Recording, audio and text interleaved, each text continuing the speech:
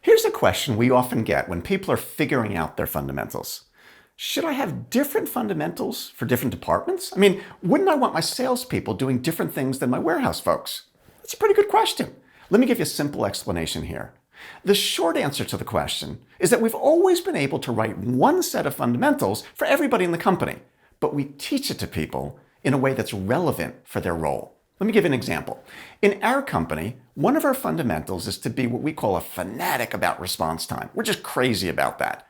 Well, what that means to a salesperson is different from what it means if you're doing payroll, or maybe you're in shipping or customer service, but I still want everybody to be a fanatic about response time.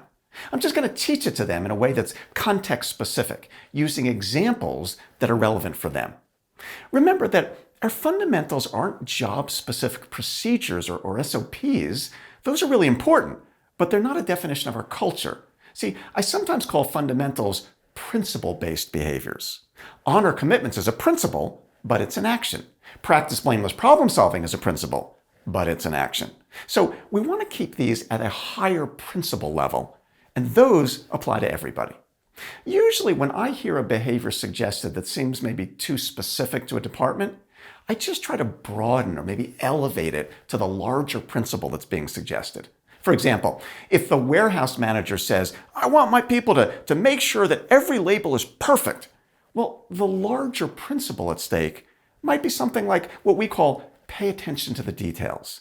Now that's something we can teach to everybody.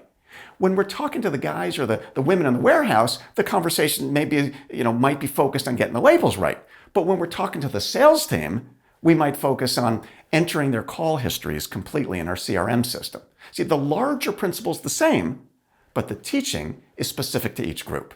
So that's how we can have one set of fundamentals that works for everybody. Make sense? I thought it would. Okay, let us know how else we can help you.